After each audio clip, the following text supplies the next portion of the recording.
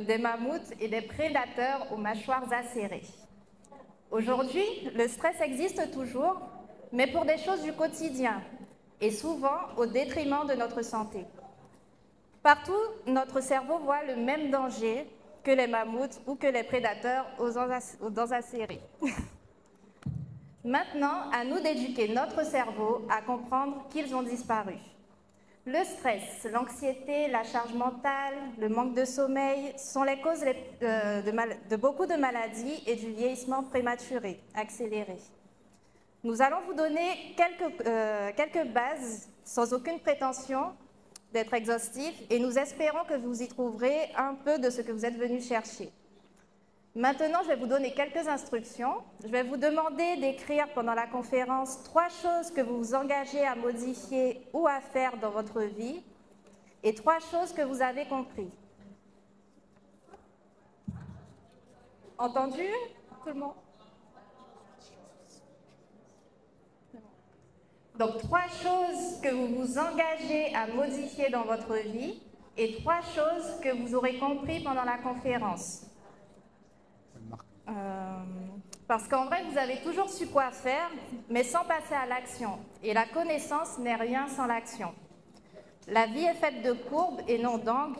Le bonheur est parfois qu'une autre façon de voir les choses, de manifester de la gratitude tous les jours pour de petites choses qu'on croit normales comme vivre, manger, aimer, de célébrer les petites victoires aussi et de poser une action comme de sortir, respirer et de faire une pause, d'apprendre à s'aimer ou de prononcer une parole comme merci, je m'excuse, je t'aime ou j'ai besoin d'aide. Oui, car vous n'êtes jamais seul et vous ne l'avez jamais été. Si ça ne va pas, toujours commencez par votre médecin traitant. Le psychologue, lui, il est aussi nécessaire que votre coiffeur. Et votre pharmacien aussi fait partie des personnes à qui vous pouvez demander de l'aide. Nous avons eu beaucoup de plaisir à organiser cette conférence pour vous accompagner dans votre démarche de santé aujourd'hui et nous espérons faire d'autres conférences pour vous sur d'autres sujets si vous y trouvez un intérêt. Et dernière chose, soyez indulgents si tout n'est pas parfait parce que souvent, en voulant être parfait, on ne commence jamais ce qu'on veut faire. Hier n'existe plus, demain n'a jamais existé. Le seul temps où nous vivons vraiment, c'est le présent. Et c'est le seul temps où on est heureux.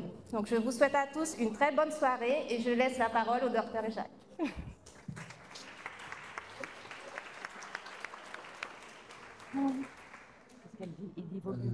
Déjà, merci Vincent, merci de m'avoir invité à partager avec vous ces sujets, vous allez voir quand même lourds de conséquences et qui malheureusement bien souvent remplissent nos vies. Bon, je suis le docteur Jacques Bassier, je viens du sud de la France, vous avez vu j'ai un petit accent à Marseille. Je viens de Marseille, je suis enseignant à la faculté de Grenoble Université et Aix-Marseille et je suis entrepreneur dans la médicale aussi, mais je fais aussi des consultations sociales, j'ai gardé mon activité de médecin de terrain et je fais des consultations à Marseille. Et aujourd'hui, donc, on m'a proposé de vous parler donc, du stress, des charges mentales, de la dépression, de l'anxiété, du sommeil qui va souvent avec, problème de sommeil bien sûr, et tout ça pour essayer de revenir vers un petit soleil qui s'appelle la vitalité, c'est-à-dire être en vitalité, qu'est-ce que c'est ce truc-là? On va essayer de voir ensemble un petit peu et de définir, de donner des exemples, vous verrez, on va rentrer dans le concret. Et j'ai choisi un petit titre un petit peu provocateur, en vous demandant, et vous, où vous situez-vous dans votre vie? Est-ce que vous pensez avoir beaucoup de stress? Est-ce que vous êtes anxieux? Est-ce que vous avez une dépression? Ou est-ce que vous avez plus une dépression? Est-ce que vous souffrez du sommeil? Est-ce que vous sentez plein de vitalité? C'est la raison pour laquelle vous allez devoir marquer les 3 choses que peut-être vous auriez aimé et envie de changer. Parce que comme l'a bien dit Cassandre, l'action est nécessaire au changement. La motivation est nécessaire au changement. Avant tout ça, il faut prendre conscience des choses. Et moi, je vais essayer éventuellement de vous faire prendre conscience de choses qui, dans votre vie, vous pèsent, vous font du mal. Et comme l'a bien dit Cassandre, aujourd'hui, on pense que le stress, notamment sans parler du reste, ça fait partie, malheureusement, des maladies dites de société. Comme tu l'as très bien dit, Cassandre, le stress a toujours existé, ça nous a sauvé la vie devant un danger. On a su réagir et nous adapter. Malheureusement, aujourd'hui, quand le stress est trop présent, trop chronique, trop important, ça va nourrir ce qu'on appelle les maladies de civilisation, comme les maladies cardiovasculaires, métaboliques. C'est-à-dire que ça va aussi avoir un impact sur le diabète, sur votre manière de manger, parce que vous savez que la nourriture, c'est pas que des calories, hein, c'est un petit doudou des fois. Voilà, on prend le pouce, là, comme ça, et on se fait du bien en mangeant, trop des fois, parce qu'on est trop mal. Ça nourrit les maladies cardiovasculaires, ça nourrit les maladies neurodégénératives aussi. C'est une des raisons d'abîmer notre cerveau, nos neurones. Et en vieillir en bonne santé, c'est aussi essayer de comprendre le stress que je vis et d'essayer de le maîtriser, on va dire. Ça va nourrir aussi les problèmes de cancer. Vous verrez que le cancer, c'est un problème de notre immunité. À un moment donné, on n'a pas su repérer des cellules malignes et on les a laissées se développer. Et notre immunité est chargée normalement de repérer l'intrus, la méchante cellule, et on a les capacités de la détruire. Ben, le stress, par exemple, est un immunosuppresseur. Ça vous abîme votre immunité et la bête peut se développer. D'accord? Vous voyez, donc c'est des sujets de société très importants. Je ne sais pas en Guyane comment vous êtes, si vous êtes très stressé, vous me paraissez très cool pourtant. Je sais que à Marseille, on aime bien la pétanque et le pastis, donc ça nous aide. Mais je sais que en métropole, en Europe, dans le monde occidental notamment, le stress est omniprésent. Notre mode de vie, ce qu'on a développé, la vie en ville, courir tout le temps, tout va vite, on n'a pas le temps de se poser. Mais tout ça va nourrir aussi ces sentiments de stress, de contraintes que nous avons. D'accord? On va commencer tout de suite. Alors bien sûr, ça ne marche pas. Ça, c'est mon... Donc je vais passer à la main. Alors, ça, le stress vient du mot stringere. Stringere, ça veut dire serré en latin. Voilà, on est serré. Stressé, on se sent serré. En réalité, donc c'est Hans Seitz, c'est un Autrichien qui a développé la partie théorique sur le stress psychologique, dont on va parler pas mal. Vous verrez qu'il n'y a pas que ça comme stress, bien sûr. Et c'est un mot qui a été emprunté à la physique. En physique, le côté stress, c'est-à-dire qu'il y a des contraintes causées par quelque chose d'interne ou d'externe, et qui va au niveau des métaux, par exemple, modifier la structure des métaux. Donc c'est un stress, au départ, c'est un terme de physique. Aujourd'hui, le stress, on l'utilise bien sûr autrement que comme ça, et on va l'utiliser plutôt d'un point de vue psychologique, avec je suis stressé, je suis contraint, mais on est comme les matériaux, on va être contraint par des choses internes, des pensées, ou des choses externes, la vie de tous les jours, le rythme de travail par exemple. Ici, vous voyez qu'en définitive, les stresseurs, comme il y a des stress, on les vit tous les jours, nos stress. Le stresseur, ça peut être quelque chose de thermique. Moi, quand j'arrive de Marseille, il fait chaud. Marseille, chez vous, il fait très chaud. Ben, j'ai un stress thermique et il va falloir que je m'adapte. Ben, par exemple, je vais transpirer un peu plus, je vais vasodilater, et ça se fait sous le contrôle, entre autres, d'une hormone qui s'appelle l'acétylcholine, qui est un neurotransmetteur. Si vous avez un stress au froid, c'est l'adrénaline, la noradrénaline. Je vais frissonner, je vais faire une vasoconstriction. Et à chaque type de stress, je vais donc avoir une réaction adaptée à la situation. Quand vous allez être déshydraté, vous allez sécréter des hormones qui vont permettre de retenir l'eau. Quand vous allez être en hypoxie en altitude, vous allez sécréter une hormone faite par les reins qui va permettre de multiplier le nombre de globules rouges et de vous adapter à l'altitude, par exemple. Le sport, le jet lag, on sait, c'est la mélatonine. Le sport, c'est le cortisol. Le cortisol est une des hormones qui est hyper importante dans le stress, y compris psychologique, vous verrez. Et ce cortisol va permettre de mobiliser l'énergie pour faire du sport. On va faire monter la glycémie, on va faire monter la tension artérielle. Donc il est normal de faire monter notre cortisol quand on fait du sport. Mais ce qu'il y a de bien dans le sport, c'est que quand vous arrêtez, vous faites baisser votre cortisol. Vous éteignez la lumière. Et du coup, on sait aujourd'hui que le sport, l'activité physique, est un anti-stress psychologique. Pourquoi? Parce que dans le stress psychologique, si c'est un danger immédiat, on va sécréter, vous verrez, de l'adrénaline. Ce qui va me faire réagir au danger immédiat et me sauver si la voiture arrive et que je ne l'avais pas vu arriver. Je vais faire le pas en arrière pour pouvoir me sauver, comme l'a dit Cassandre, le mammouth. Mais aujourd'hui, c'est les voitures, les mammouths, par exemple. Et donc, grâce à l'adrénaline, le cœur va s'accélérer et je vais pouvoir réagir. Un petit coup ponctuel comme ça, c'est pas grave, ça m'a sauvé. Le problème du stress, c'est la chronicité. Et dans la chronicité, l'adrénaline, elle est un peu sécrétée. Mais c'est surtout le cortisol à nouveau qui va être mobilisé. C'est une hormone qui vient des surrénales ou de subérins et qui va être sécrétée pour que vous soyez adapté aux situations. Seul problème, c'est que peut-être Dame Nature, elle n'avait pas prévu que nous soyons stressés autant et tout le temps. Aujourd'hui, il y a des gens, moi je compare toujours ça à la lumière, qui ont la lumière toujours éclairée. Ils quittent la pièce, la lumière, il la laisse éclairer. Vous savez, il y a une publicité à la télé, c'est pas Versailles ici. Voilà, mais c'est pareil. Le stress, c'est un petit peu ça. On est toujours éclairé. Donc, dépenseur de calories, dépenseur d'énergie, la facture est lourde à payer. Et le sport, par exemple, quand vous êtes stressé psychologiquement, va vous permettre, après l'activité physique, d'éteindre la lumière. Et ça, c'est un point. C'est donc une action anti-stress, le sport, qui fera qu'on va pouvoir moduler notre stress chronique, psychologique, un peu plus facilement. Et c'est donc une des solutions de notre mode de vie. Si vous êtes sédentaire et que vous n'avez pas d'activité physique, vous aurez moins de possibilités de gérer votre stress, par exemple. Vous pouvez le noter là sur le petit papier. Premier choix que je vais faire beaucoup plus de sport. Si vous êtes stressé. Et si vous n'en faites pas, vous verrez, il y a d'autres choses à faire. Ah, pardon.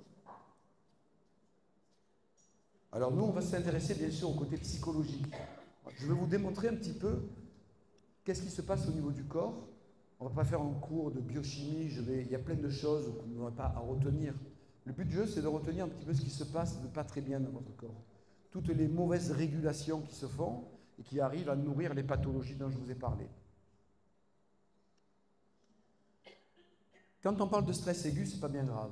On a un stress ponctuel, je vous disais, le danger, la voiture, la réponse est immédiate, temporaire. Ça peut être bénéfique même à petite dose. Ce n'est pas un gros problème. Ensuite, on dit qu'il y a des stress aigus épisodiques. Commence à se répéter un petit peu trop celui-là. Probablement, de manière globale, c'est pas le plus dangereux encore. Il peut être nocif pour la santé sur du long terme, mais ce n'est pas lui qui nous tue véritablement.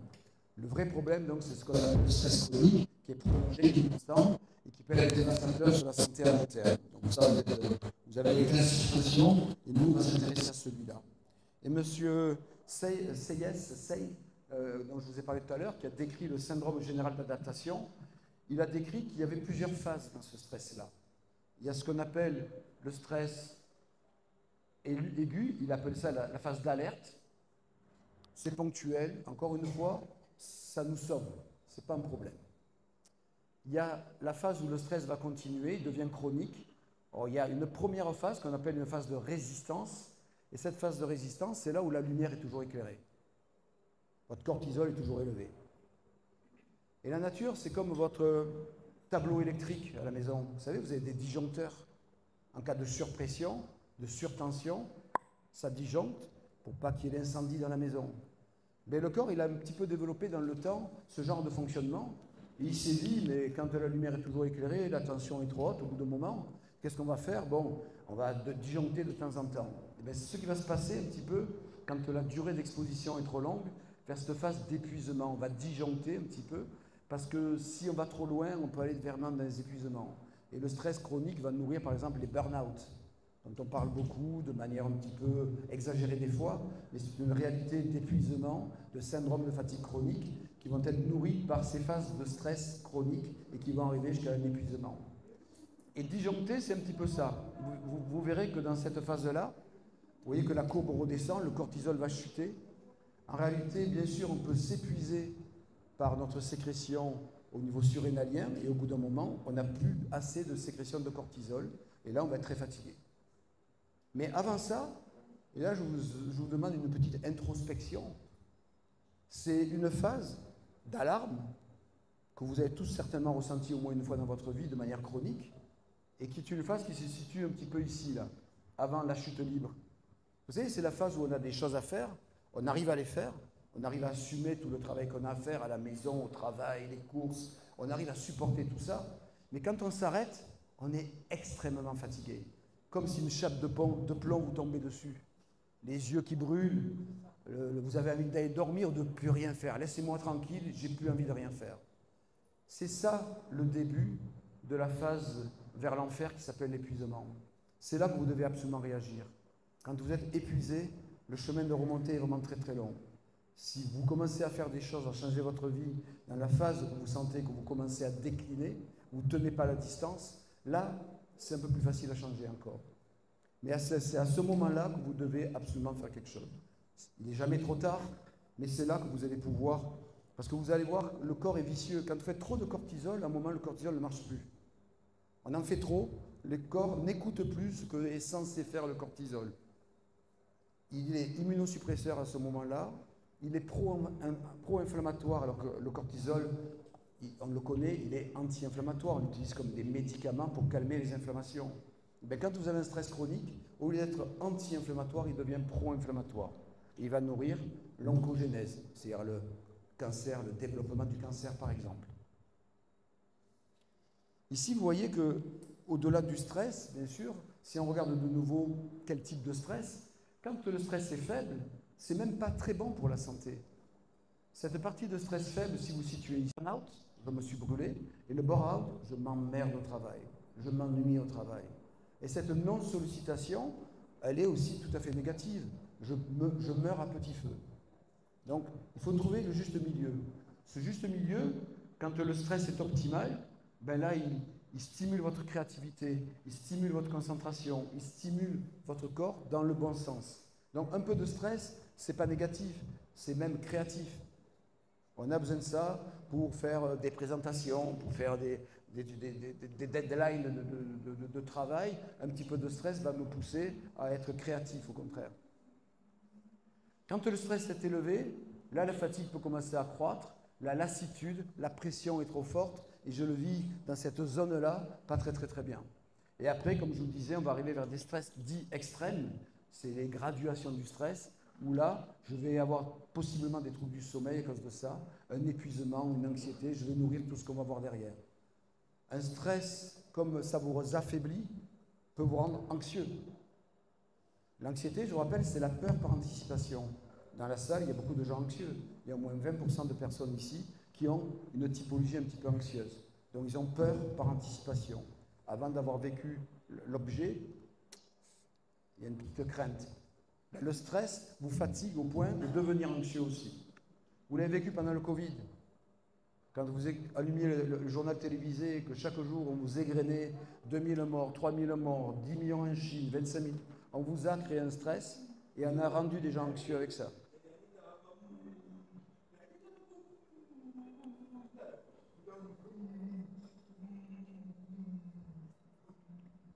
Le stress, comme je vous ai dit, psychologique, il va faire appel à des hormones et quand il est aigu, comme je vous ai dit aussi, ça va être des réactions brèves et c'est surtout l'adrénaline et la noradrénaline. C'est la réponse normale du stress. Et c'est là que vous allez avoir l'augmentation de la fréquence cardiaque, de la pression artérielle, le sucre qui va monter, une dilatation des bronches. Tout ça, c'est pour l'action. Encore une fois, ça vous prépare au danger et à vous sauver. Quand il va être prolongé, on va voir ce qu'on appelle des minéralocorticoïdes ou des glucocorticoïdes. Glucocorticoïdes, c'est le cortisol. Minéralocorticoïdes, c'est l'aldostérone. C'est une hormone qui retient l'eau dans le corps. Tout ça, là aussi, c'est pour essayer de répondre de manière optimale à votre stress qui se prolonge dans le temps. Et on va mobiliser ces deux hormones-là, et vous allez voir que ces deux hormones sont un petit peu embêtantes, surtout le cortisol. Vous allez voir les dégâts que ça peut faire quand, dans le temps, on ne gère pas bien tout cela. L'adrénaline, comme je vous disais, là, ici, vous avez tout ce que ça fait, l'adrénaline. Donc, ça augmente le rythme cardiaque, ça fait plein de choses comme ça. Je ne vais pas détailler, mais disons que c'est la réaction au danger immédiat et j'ai besoin de solliciter de cette manière mon corps pour faire le pas en arrière pour éviter la voiture, par exemple. La noradrénaline, elle va se joindre à l'adrénaline pour essayer aussi de m'aider à réagir. On ne va pas trop s'y arrêter. Vous pouvez regarder, vous avez donc tout ce qui se passe au niveau du corps, la réaction du corps à cette sécrétion de noradrénaline, mais ce n'est pas ça qui va nous intéresser. Là, je vais m'y arrêter un tout petit peu plus. Ce cortisol, quand on est dans le stress chronique, il vous fait monter votre glycémie, il fait monter votre cholestérol, il fait monter les triglycérides, il vous fait fondre vos muscles. Moi, quand je fais une corticothérapie, que je donne un médicament comme la prénisolone pour des gens qui ont besoin de ce médicament-là, je sais que je peux faire monter leur glycémie, que je leur fais fondre leurs muscles, qu'on abîme les os, on peut faire de l'ostéoporose avec du cortisol trop élevé. Donc quand vous avez un stress chronique, vous augmentez votre risque de mal réguler votre sucre et donc devenir diabétique. Votre hypercholestérolémie, votre hypertriglycéridémie, donc c'est les lipides dans votre corps, de perdre du muscle. Le stress est catabolisant, il vous abîme le corps. Donc il prend votre masse maigre, il prend votre masse musculaire, ce qui est un petit peu embêtant quand même. Mais il ne fait pas que ça, il va prendre aussi dans les os, il va créer ce qu'on appelle des ostéopénies ou des ostéoporoses. Un stress chronique par le cortisol sécrété jour après jour, mois après mois, peut vous fragiliser les os. Donc le sport va les consolider, le stress va les abîmer. Ça fait monter la pression artérielle. Aujourd'hui, au niveau cardiovasculaire, on pense que le stress est un facteur de risque cardiovasculaire d'athérosclérose, d'infarctus, aussi important que le tabac, qui est le facteur numéro 1, plus que le cholestérol lui-même. On s'intéresse au cholestérol pour essayer de prévenir une maladie cardiovasculaire, mais le stress est un facteur de risque propre cardiovasculaire aussi. Il va avoir... Ouais, ça grésille un peu. Il va y avoir donc possiblement de la dépression, de l'agitation, ça altère la mémoire, les fonctions cognitives, ma concentration, mes pensées. Vous voyez que ce cortisol n'est pas anodin. Sécrété de manière trop importante, c'est beaucoup de fonctions du corps qui sont abîmées. Ça donne des petites acidités gastriques, il y a des sécrétions hyperacides du corps.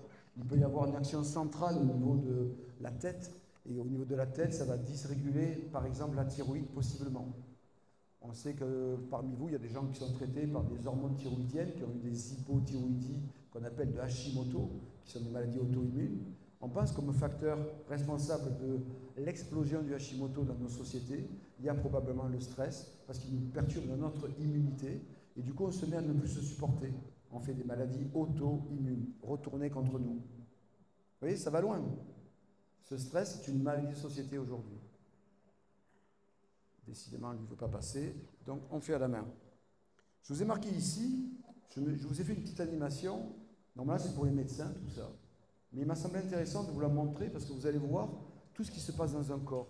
Vous n'allez pas tout comprendre, mais ce n'est pas le but du jeu. Le but du jeu, c'est de voir que vous abîmez votre corps, que vous dérégulez votre corps. Donc du coup, vous avez vu que l'adrénaline, noradrénaline, dans la phase d'alarme, elle est sécrétée au départ. Et ensuite, bon, elle va s'apaiser. Elle est faite pour la phase d'alarme, quelque part. Donc on continue. On va voir le cortisol. Vous avez compris qu'au départ, ce n'est pas l'hormone principalement sécrétée, mais dans la chronicité, là, je vais la sécréter et la faire chuter, comme on a vu sur la courbe tout à l'heure. Le cortisol va monter jusqu'au moment où on va l'épuiser. Et quand je suis en bas, je suis très fatigué. J'ai plus d'énergie, j'ai plus envie, je fais une dépression même. Enfin, je suis vraiment pas bien. Mais si on regarde de plus près toutes les autres hormones, par exemple, qu'on a dans le corps, vous savez que les hormones, elles ont des fonctions pour la reproduction, les hormones sexuelles, pour le stress, le métabolisme. Mais toutes les hormones, dans un stress chronique, sont touchées. Ce qui explique pourquoi on peut avoir une expression du stress chronique dans diverses maladies. Et donc, quand on regarde la DHEA, c'est une hormone qui est sécrétée par les surrénales aussi, comme le cortisol, et qui sert à réparer quelque part ce que le cortisol abîme. On appelle ça une hormone anabolisante. C'est une hormone qui va, par exemple, reconstruire du muscle, alors que le cortisol l'abîme. Et les hormones fonctionnent toujours avec des récepteurs. Donc, quand on sécrète une hormone, dans les tissus où il y a un récepteur, ben, le signal va être capté et la fonction va être faite. Donc l'anabolisme de la DHEA va faire qu'au niveau d'un muscle, il y a des récepteurs et quand vous captez le signal DHEA, on va faire ce qu'on appelle de la protéosynthèse, on va faire du muscle, on va faire de la masse maigre. Les gens à côté qui font la musculation stimulent leur testostérone et DHEA, qui sont des hormones anabolisantes. Mais le corps fait pareil, normalement il a cet équilibre. Sauf que dans le stress, la DHEA, elle tombe assez rapidement, plus vite que le cortisol. Ça veut dire que normalement, on devrait avoir une courbe assez parallèle. Et là, vous voyez, entre les deux, la courbe s'écarte un petit peu. Ça veut dire que j'abîme, je continue à abîmer et je répare beaucoup moins. C'est le principe, je catabolise et j'anabolise moins. Donc, quand vous êtes dans un stress chronique, vous commencez à dysfonctionner de ce côté-là. Vous réparez moins bien et vous abîmez plus facilement. D'accord ? Dans la DHEA, en médecine, on va mesurer la DHEA dans le sang et le cortisol pour essayer d'évaluer un petit peu le niveau de stress que vous avez ou comment votre corps fonctionne. Si on continue notre petit voyage hormonal, on voit que la prégnénolone, qui est une hormone encore, je ne vais pas rentrer dans les détails, mais cette prégnénolone, c'est l'hormone la plus présente au niveau du cerveau. Elle s'occupe de votre mémoire à court terme, de votre attention, des capacités d'apprentissage. Si elle chute, ces fonctions-là, bien sûr, sont un peu moins efficaces. Donc si dans un stress chronique, vous voyez que votre mémoire à court terme, je ne me rappelle plus des prénoms de mes voisins, là il faut que je cherche, avant tout de suite ça sortait, il n'y a plus rien qui arrive. L'attention que vous portez pour l'apprentissage, si vous êtes attentive, mais ça ne rentre pas, il n'y a pas de connexion qui se font. Si on dose votre prégnénolone, peut-être elle n'est pas terrible. Après, il y a d'autres hormones, comme les hormones thyroïdiennes, qui vont elles aussi être impactées au fur et à mesure. Et vous avez vu que globalement, plus on va vers l'épuisement, toutes les hormones chutent. Dans un vrai burn-out, c'est effrayant pour un médecin de voir le niveau des hormones au sens large. Tellement on a poussé la machine et qu'on est vraiment épuisé. Il faut s'arrêter un petit peu avant, bien sûr. Alors voilà, bon, il y a d'autres hormones, plein d'hormones qui vont être aussi sécrétées et donc qui vont être abîmées, on va dire, dans le fonctionnement par le stress chronique. La growth hormone, l'hormone de croissance, vous savez qu'à nos âges, on ne grandit plus, l'hormone de croissance, elle ne sert plus à nous faire grandir. L'hormone de croissance, en vieillissant, elle sert à nous faire réparer les tissus. Mais l'hormone de croissance, elle se met à dysfonctionner aussi. Le cortisol nous abîme, la DHEA qui répare est moins bonne, la growth hormone est moins bonne aussi. Ça commence à faire un petit peu beaucoup. Et vous voyez, là aussi, c'est pour les médecins normalement, mais c'est pour vous dire l'impact que ça a, parce que ces hormones, quand elles sont dérégulées, donc le cortisol est épuisé de moins en moins, ben, ce qu'on appelle la dopamine, la sérotonine, le GABA ou notre immunité, donc ça devient un immunosuppresseur, ça provoque de l'inflammation chronique, je l'ai dit tout à l'heure, et ça va jouer sur les neurotransmetteurs qui vont agir sur mon moral. Vous allez voir, tout à l'heure, on va parler de dépression, mais on va parler de sérotonine qui me fait prendre du recul, la dopamine qui me donne de l'engagement, qui me fait aller de l'avant, qui me donne de l'envie, du bonheur. Ben, quand elles sont mises à mal et qu'elles sont en bas, ben, vous n'avez pas de bonheur, vous n'avez plus envie, vous avez envie de rien, il faut vous botter les fesses pour aller faire le sport, alors qu'avant vous y allez facilement. Et c'est tout ça qui va se passer. Donc un point de départ qui s'appelle le stress chronique, qui passe par un cortisol dérégulé, va déréguler votre immunité et votre morale, votre neurotransmission dans la tête. Vous voyez qu'on peut aller, encore une fois, très très loin dans les dérégulations. Et il y a un petit appareil qu'on a sur des montres, moi j'ai cette montre-là qui me mesure ça. On appelle ça la variabilité cardiaque. Vous savez, il y a des marques de sport, de montres de sport, Garmin, tout ce que vous voulez, qui sont des marques où on vous donne votre variabilité cardiaque. Et la variabilité cardiaque, quand elle est bonne, quand elle est forte, quand elle est haute, c'est un bon indicateur de votre santé sans stress. Et dès que vous êtes trop stressé, vous perdez la variabilité cardiaque. Il existe des petites applications sur les téléphones, Heart Variability, vous les téléchargez, c'est gratuit, et vous pouvez vous amuser à mesurer votre variabilité cardiaque. Et ça vous donne votre niveau de stress chronique ou pas. Ça, c'est des petits objets très intéressants. Et quand vous faites du sport, ou de la méditation, ou que vous allez, comme moi, il y a 2 jours, dans un carré, c'était ma première expérience. J'ai adoré, c'était exceptionnel. Votre nature est merveilleuse, mais cette nature, il faut en profiter. Il faut y aller. Il faut voir la vie de la forêt, il faut voir tout ce qui s'y passe, et c'est apaisant. Il faut regarder un coucher de soleil sur vos fleuves, et c'est merveilleux. Et là, vous augmentez votre variabilité cardiaque quand vous faites ça.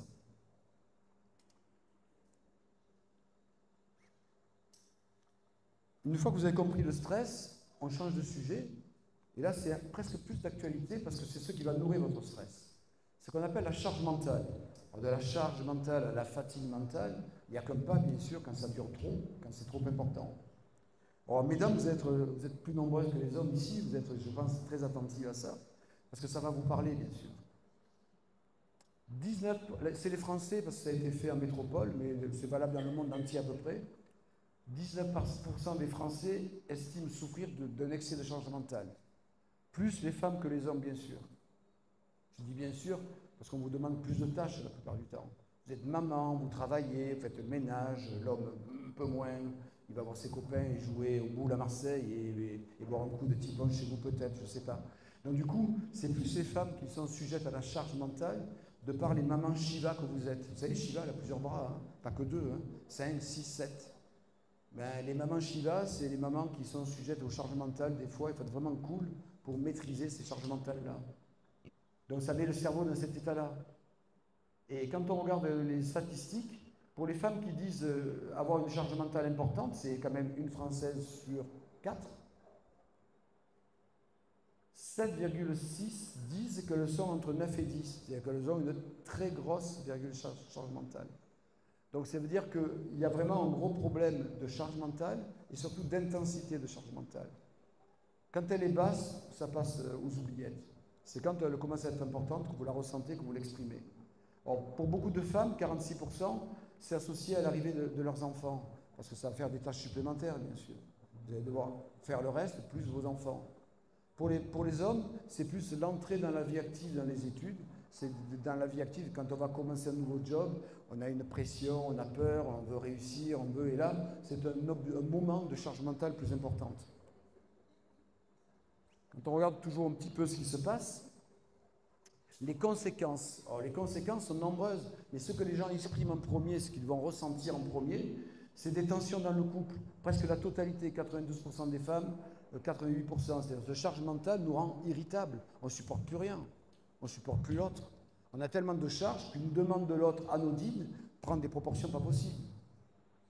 Vous avez un burn-out, ça nourrit l'épuisement. Les gens confondent un peu le burn-out et la fatigue, l'épuisement, mais c'est vrai que ça va nourrir un épuisement chronique. C'est trop apporté tout ça. 83% des femmes, 80% des hommes disent que ça les déprime. Alors, déprime et dépression, vous verrez que tout à l'heure, il y a quand même, c'est pas une maladie dépression, mais ça déprime, ça nous rend moins actifs, moins forts, moins envieux de faire des choses. On a tellement de choses à supporter que ça tout devient un peu plus pénible. Vous voyez que c'est lourd de conséquences et que quand on regarde un petit peu le futur des gens qui disent vivre une charge mentale importante, je vois plein de gens qui acquiescent, qui font comme ça dans la salle. Il y en a qui se retrouvent dans ce que je décris peut-être. On voit que demain, quand on demande aux femmes qui vivent une charge mentale importante comment ça va aller demain, plus de la moitié disent ça sera stable, il n'y a rien qui va changer. C'est moi qui veux supporter encore tout ça. Donc c'est un peu pessimiste comme regard. Et les hommes disent que ça va augmenter. C'est normal, ils font le travail des femmes maintenant. Non, je plaisante. C'est bien qu'ils vous soulagent. Mais il y en a qui ne supportent pas tout ce que vous faites. Quand ils doivent le faire eux, ils trouvent ça insupportable. Ça leur fait du bien des fois de se rendre compte de ce qu'on vous fait faire. Je suis très féministe. Hein. Les symptômes, les symptômes de cette charge mentale, et là où ça doit vous inquiéter, au-delà du ressenti, c'est que la fatigue est omniprésente. Presque 80% des gens qui disent avoir une charge mentale sont fatigués. Le stress, ce dont on a parlé, ce côté stringéré, là, serré, opprimé, oppressé, les contraintes, c'est presque là aussi 2/3 des gens qui le disent, qui ouvertement disent non, mais j'en ai trop, là, j'en peux plus, je suis trop contraint. Et la moitié des femmes et un gros tiers des hommes ont le sentiment, ça c'est le pire, ça, de ne plus arriver à être dépassé. Pourquoi c'est le pire? Parce que ça va toucher le plus profond de vous, ce qu'on appelle le soi, la confiance en soi, l'affirmation de soi, l'estime de soi. Quand on a l'impression de ne plus pouvoir y arriver, le soi est abîmé. Et ça, c'est pas très bon en termes de personnalité. Ça va faire le lit de ce qu'on va voir derrière, les troubles anxieux, la dépression par exemple. Le soi, il faut qu'il soit fort. Et donc du coup, ça va toucher des notions d'attention, d'apprentissage, de mémoire, de rapidité d'exécution. On va devenir moins bon dans ses tâches. Tout ce qu'on a à faire, on le fait moins bien. Et au-delà de ça, la fatigue physique. C'est que physiquement, au-delà du psychologique, les gens vont se dire aussi fatigués. Ça brûle de l'intérieur tellement qu'on n'a même pas envie d'aller faire du sport alors que j'en faisais jusqu'à présent. Ça devient une charge trop importante supplémentaire. Si on continue notre petite histoire, c'est l'étape psychobiologique, c'est ce qui se passe en termes techniques, c'est pas ça qui est important. Ce qui est important, comme je vous disais, c'est l'effet subjectif. Ce n'est pas objectivé par une mesure, c'est subjectif, c'est dans la tête. Mais dans la tête, il y a une sensation de fatigue vraiment extrême. C'est la notion que les gens expriment. Les cabinets médicaux sont remplis, ou les pharmacies, de plaintes de gens qui viennent. Qu'est-ce que vous avez? Pourquoi venez-vous? Je suis fatigué. Voilà. C'est rempli de ces problématiques-là. Les effets comportementaux, c'est qu'il y a de moins en moins de motivation. Comme je vous disais tout à l'heure, on faisait du sport, on a de moins en moins d'envie parce qu'on le vit comme une charge, une contrainte. Donc ça fait du bien. On n'a plus la force d'y aller. Les temps de réaction sont de plus en plus lents. Des choses que l'on faisait facilement, on perd ses facilités. On est moins bon dans des tâches du quotidien, on les fait moins avec efficacité. Alors nous, en médecine, on peut même le mesurer parce qu'on sait qu'à ce stade-là, il y a des perturbations de ce qu'on appelle l'électroencéphalogramme. Vous savez, si on met les petits capteurs sur la tête, comme mesure, on voit bien que le cerveau ne fonctionne plus de la même manière, qu'il y a déjà des atteintes cérébrales. Alors pour pousser plus loin, bien sûr, en médecine, on essaie de comprendre ces choses-là. Et on va voir que c'est nourri par... C'est-à-dire qu'il y a des terrains quand même à charge mentale. Quelqu'un qui est cool de chez Raoul, qui est cool de chez Cool, il a moins de risque de charge mentale que quelqu'un qui est perfectionniste, par exemple. Le perfectionniste, il veut tout régler de manière idéale, parfaite. Évidemment que pour lui, tout sera une charge mentale. Je ne dis pas qu'il ne faut pas être perfectionniste, mais il faut l'être pour ces choses qui en valent la peine, pas pour tout. Sinon, vous brûlez les ailes. Donc, la charge mentale, il y a des tâches exigeantes, il y a une demande mentale bien sûr, mais l'aspect émotionnel, stress, anxiété va nourrir aussi la charge mentale. La mémoire de travail, ce qu'on appelle surtout la flexibilité cognitive. Si vous êtes flexible, adaptable dans votre tête, ce que n'est pas le perfectionniste, c'est blanc ou noir. Je dois faire du mieux possible. La dame sourit. Vous vous sentez comme ça? Moi, je l'ai été, je me suis traité. J'ai décidé que tout ne valait pas être perfectionniste. Et donc, du coup, ça allège un petit peu la charge. Et donc, la flexibilité est un truc qu'on doit avoir dans la vie moderne aujourd'hui. Si vous n'êtes pas flexible d'un point de vue cognitif, dans vos pensées, ben là, vous avez plus de chances de vous brûler. Ça, c'est quelque chose qu'on peut faire. Je vais essayer de... Tout n'a pas le même niveau d'importance. Des fois, le ménage peut attendre un petit peu. Il y a quelque chose d'autre qui était plus important. Si on continue notre petit voyage, or, ces étapes psychobiologiques sont aggravées. Alors, aggravées, ça, c'est notre mode de vie. Je crois que, Cassandre, tu en parleras. Qu'est-ce qu'on peut faire dans notre mode de vie? Mais c'est tout simple. Ne restez pas assis, comme on vous demande aujourd'hui, trop longtemps, ce qu'on appelle la sédentarité. C'est le temps passé assis dans une journée. Si vous êtes au-delà de 8 heures assis, c'est trop. Et cette sédentarité, même si vous faites du sport à côté, est un facteur de risque propre cardiovasculaire aujourd'hui. On peut être 3 fois par semaine, je vais à la salle de gym, mais je passe 12 heures assis entre la télé, ici et là, et le travail, c'est une catastrophe. La sédentarité nourrit la charge mentale, physiologiquement. L'inactivité physique est négative pour la charge mentale. Grâce à un peu de sport, je peux me libérer l'esprit, m'évader un petit peu. Et vous avez vu que quand je suis trop fatigué, je n'ai plus envie d'y aller. Le sommeil, que ce soit en quantité ou en qualité, quand vous avez une charge mentale importante, vous avez le soir, vous allez dormir, vous pensez à tout ce que vous avez à faire ou tout ce que vous n'avez pas fait. Ce n'est pas les meilleures conditions pour bien dormir. Et dans la phase de sommeil léger, qu'est-ce que vous faites? Vous ouvrez un œil, vous ouvrez le deuxième, et vous commencez à penser à tout ce que vous avez à faire de la journée. C'est pas comme ça qu'on répare. Je rappelle que le sommeil, on passe un tiers de notre temps à dormir dans une vie. C'est pour réparer et être actif dans la journée. Donc la qualité du sommeil est fondamentale. Et du coup, on va bien sûr mettre à mal ces choses-là. Ce qu'on appelle le Western Diet. Le Western Diet, c'est la nourriture américanisée un petit peu. C'est les McDo ou quoi. J'ai vu que vous avez moins de McDo chez vous qu'aux Antilles, ou alors là, tous les coins de rue, il y en a. Ben, c'est ce modèle alimentaire avec des nourritures ultra transformées qui n'amènent pas ce dont le corps a vraiment besoin d'un point de vue nutriments, c'est une vraie catastrophe. Ne pas boire de l'eau et boire des sodas, c'est une vraie catastrophe. On mange avec des sodas, on ne boit pas. Donc toutes ces choses-là, on peut modifier parce qu'on est ce que l'on mange en partie, en tout cas. Et votre corps ne va pas fonctionner et ne va pas supporter des charges mentales importantes si votre alimentation n'est pas de bonne qualité. Hippocrate disait, vieux sage grec de l'Antiquité, l'alimentation sera ton premier médicament. Il avait tout à fait raison, évidemment. Et la vie moderne, le zapping, tout va vite. Les informations vont vite. On ne se pose pas pour réfléchir, prendre le temps d'eux. Et ce zapping, comme ça, de plein de choses dans la vie, c'est épuisant. On est toujours en train d'appuyer sur la chaîne pour changer de chaîne tout au long de la journée. On ne se pose pas. Ça va nourrir ces charges mentales. Vous voyez ici, quand on a étudié médicalement un petit peu ce qui se passait dans une charge mentale importante, on a repéré qu'il y avait 2 petits neurotransmetteurs qui étaient vraiment mis à mal. On appelle ça l'acétylcholine et la dopamine. Vous voyez, ça joue sur la mémoire, l'apprentissage, l'attention, la mémoire de travail, l'attention de planification, les prises de décision. Si vous avez compris que ça, c'était dysfonctionnel, vous voyez bien que ces fonctions-là, dans la charge mentale importante, ne fonctionnent plus bien. Et vous devenez moins performant dans ces problématiques-là. Et aussi, on s'est aperçu qu'au-delà de ces 2 neurotransmetteurs que je vous parlais très rapidement, on sait qu'il y a une dysfonction dans la plasticité neuronale. La plasticité neuronale, là, vous êtes en train de faire travailler votre plasticité neuronale. C'est la capacité de créer une nouvelle connexion lors d'un apprentissage. Quand vous avez quelque chose de nouveau, vous n'allez pas fabriquer des nouveaux neurones, vous allez fabriquer des nouvelles connexions. Et cette plasticité neuronale, quand la charge mentale, quand vous êtes dans le rouge, quand vous brûlez dans votre cerveau, ça se fait plus bien. Du coup, les apprentissages de moins bonne qualité. La neuroinflammation, vous avez vu que le cortisol, quand il est trop sécrété, il n'est plus anti-inflammatoire, il est pro-inflammatoire. Mais ça vous fait une neuroinflammation. Et aujourd'hui, on sait que la dépression, vous le verrez tout à l'heure, est nourrie aussi par la neuroinflammation, donc par un stress chronique, par exemple. Stress chronique, cortisol, charge mentale importante, cortisol, trop de cortisol, pas anti-inflammatoire, pro-inflammatoire, le cerveau, il n'aime pas. Et on sait que puis ensuite, il y a de la neurooxydation. L'oxydation, c'est la rouille. Notre cerveau rouille.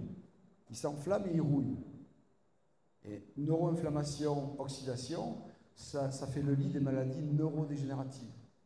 C'est ce qui se passe dans l'Alzheimer, dans le Parkinson, dans d'autres maladies neurodégénératives. Et ce qu'on appelle les dysfonctions mitochondriales. Alors, je ferai un petit stop tout à l'heure, je crois, sur la mitochondrie. Aujourd'hui, on parle de spécialité de la médecine de la mitochondrie. Mitochondrie, c'est des petits organites qui sont dans toutes les cellules du corps. Bonjour, jeune homme, nous nous connaissons. Donc, c'est des petites organites qui servent de machinerie, c'est les moteurs, c'est le moteur des cellules. On a des milliers de mitochondries dans toutes les cellules d'organismes. Le cerveau, la peau, l'intestin, tout partout. Pourquoi? Parce que toutes ces cellules ont besoin de carburant pour fonctionner. Donc, dans toutes les cellules, nous avons les petits moteurs qu'on appelle les mitochondries. Et aujourd'hui, on voit que plein de choses de notre mode de vie viennent agresser ces mitochondries qui ne fonctionnent pas. Donc si vous avez des mitochondries qui ne marchent pas bien, le symptôme majeur, c'est la fatigue. Vous êtes fatigué, vos cellules sont fatiguées, elles ne sont pas en rendement optimal. Donc ça va s'exprimer de différentes manières, mais on sait qu'aujourd'hui, cette charge mentale va se nourrir de tous ces dysfonctionnements-là. Alors du coup, que faire?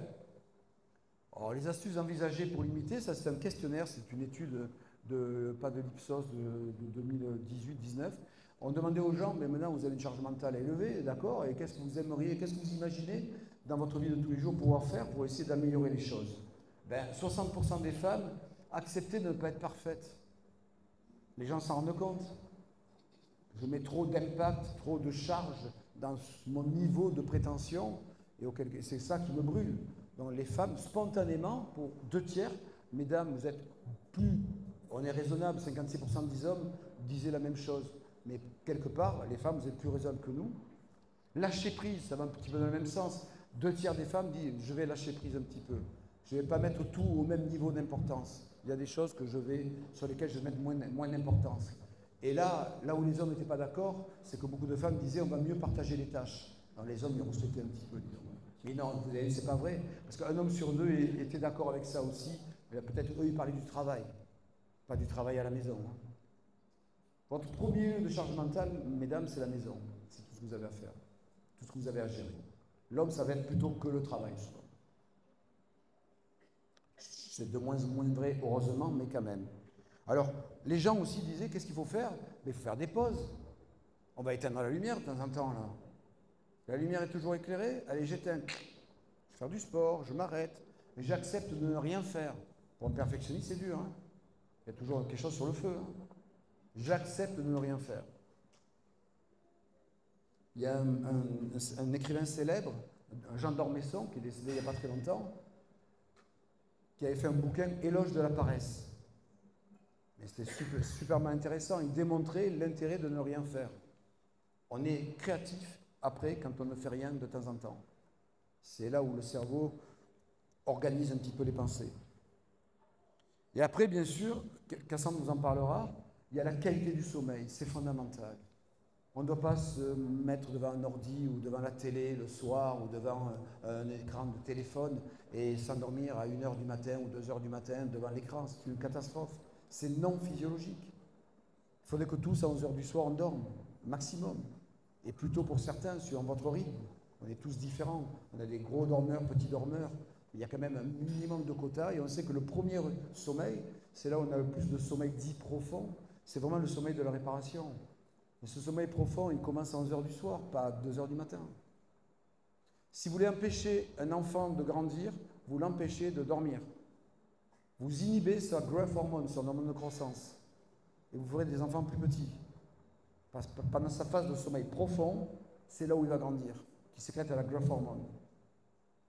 Donc les enfants qui sont à 3h du matin ou à 2h du matin devant encore leur petit appareil de téléphone, c'est une catastrophe. En tant que parent, veillez à essayer de réguler tout ça. Le sport, bien sûr, l'alimentation, quand on en parlera, il y a des toxiques. Bien sûr que trop d'alcool, je suis désolé, un petit verre ça va, mais trop d'alcool, ça n'a jamais été bon. Fumer, c'est pas bon.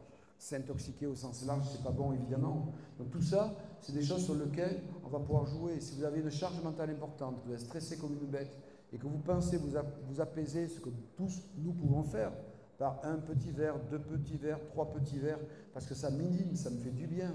Sur le coup, ça marche, mais sur le long terme, ce n'est pas la solution, évidemment. Donc attention à ces choses-là, on tombe très facilement dans des dérives qui sont difficiles à contrôler ensuite. Et bien sûr, il y a des compléments nutritionnels. Moi, je fais des produits pour des labos, et du coup, les compléments nutritionnels vont me permettre de nous aider, au-delà du mode de vie qui est fondamental, qui est la première des choses que vous devez faire, mais des fois, les compléments vont accélérer un petit peu un retour à un équilibre, vont accélérer une guérison. Donc on peut s'en servir pour pouvoir essayer de mieux contrôler ces choses-là, au-delà de ce que j'ai décidé entre mes 2 oreilles. L'anxiété, vous voyez, on défile tout ça, mais il y a un continuum de tout ça. L'anxiété va se nourrir de votre charge mentale, de votre stress. Il y a des traits anxieux. Il y a des gens qui naissent anxieux, il y en a qui ne le sont jamais. L'anxiété, c'est une émotion souvent ressentie comme désagréable, qui correspond à l'attente plus ou moins consciente d'un danger ou d'un problème à venir. C'est la définition de l'anxiété. J'ai peur. J'ai peur par anticipation. Il va me tomber un truc dessus, là.